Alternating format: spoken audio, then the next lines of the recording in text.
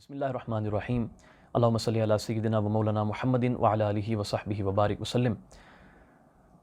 اکثر یہ سوال کیا جاتا ہے کہ کیا مجہول راوی کی حدیث ضعیف ہوتی ہے اور مجہول راوی کی مرویات کو مطلقاً ترک کیا جاتا ہے؟ تو اس کا جواب یہ ہے کہ اس کے اوپر تحقیق ہے۔ یہ چیز پہلے واضح ہونی چاہیے کہ مجہول جس سند میں آ جائے تو وہ سند اس لیے ضعیف نہیں ہوتی کہ اس کے اندر راوی مجہول ہے۔ راوی کا مجہول ہونا فی نفسی ہی حدیث کے ضعف کا باعث نہیں ہے۔ جیسے کہ اگر اس کو میں ایک فقہ کے ایک قاعدے کے ساتھ اگر میں کمپیئر کر کے بتاؤں، ایک مسئلے سے کمپیئر کر کے بتاؤں، تو جیسے کہا جاتا ہے فقہ کے اندر ہمیں معلوم ہے کہ اگر انسان سو جائے تو اس کا وضو ٹوٹ جاتا ہے، خاص طور پر اگر وہ ٹیک لگا کر اگر سوتا ہے، ریلیکس ہو کر سوتا ہے تو اس کا وضو ٹوٹ جاتا ہے۔ اور اس کے اندر علت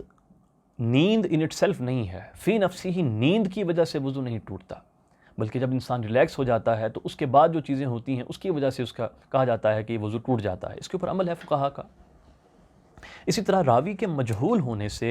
فی نفسی ہی حدیث میں ضعف نہیں ہوتا،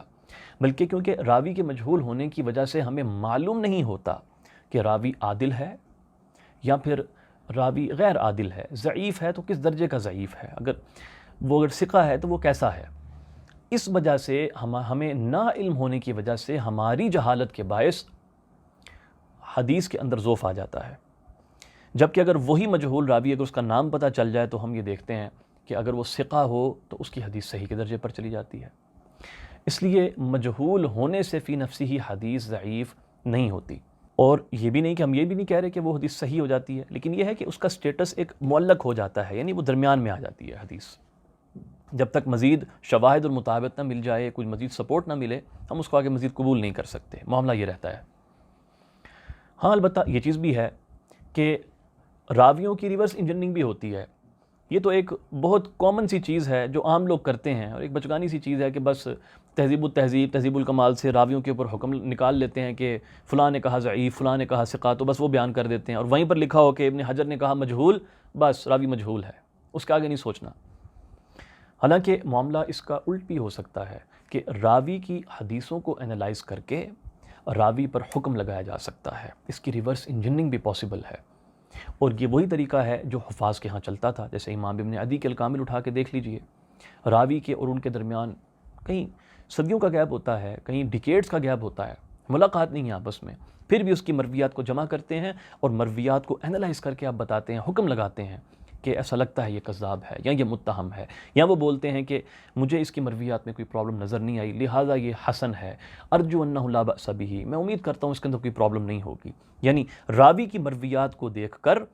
اس راوی پر حکم لگایا جاتا ہے، اور یہ وہ طریقہ ہے جو آج تک برقرار ہے۔ اس طریقے نہیں کہ یہ کوئی گھڑی ہوئی چیز ہے۔ امام ابن صلاح کو پڑھیے اور دیگر محدثین کو پڑھیے، امام زین الدین عراقی ہو گئے، امام سیوطی ہو گئے، سب اس کے اوپر متفق ہیں اور ایک جملہ بولتے ہیں کہ راوی کی مرویات راوی کے ضبط پر دلالت کرتی ہیں۔ اگر اس کی مرویات میں کثیر مرویات وہ ہیں جس کے اندر وہ ثقات کی مطابقت کرتا ہے، موافقت کرتا ہے، اس کا مطلب ہے کہ وہ اس کا حافظہ ٹھیک تھا، کوئی مسئلہ نہیں ہے۔ اور اگر اس کی مرویات میں آپ کو منکر مرویات زیادہ نظر آتی ہیں، مخالفت زیادہ نظر آتی ہیں، اس کا مطلب ہے کہ اس کے اندر پرابلم تھی اور اس کی مرویات کو ترک کر دیا جاتا ہے۔ تو لہٰذا اگر ہم کسی ایک مجہول راوی کی مرویات کو جمع کریں، اس کو انالائز کریں، اور اگر ہم اس کو ثقات کے موافق پائیں تو ہم اس کے اوپر صحت کا حکم دے سکتے ہیں، کیونکہ اگر ہمیں پتہ چل جائے یہ راوی کون ہے، اس سے روایت پر کوئی فرق نہیں پڑے گا، کیونکہ روایت فی نفسی ہی اپنے مطابق اور شواہد سے صحیح ہو چکی ہے۔ اور اگر اسی طرح اگر ہم کسی مجہول پر ریسرچ کر کے اس نتیجے پر پہنچیں کہ اس کی مرویات منکر ہوتی ہیں، تو اس کا نام جان لینے سے ہمیں کوئی مزید فائدہ نہیں ہوگا، اس کے حالات جان لینے سے مزید کوئی فائدہ نہیں ہوگا، کیونکہ حالات جاننے کے بعد بھی اپنی مرویات کی وجہ سے وہ بندہ ضعیف رہے گا۔ اس لیے یہ آج بھی ممکن ہے کہ ہم مجہول راویوں پر تحقیق کر کے ان کا اصل سٹیٹس واضح کر سکیں۔ اللہ سبحانہ و تعالیٰ جس کو یہ توفیق دے وہ یہ کام کر سکتا ہے۔ السلام علیکم ورحمۃ اللہ وبرکاتہ۔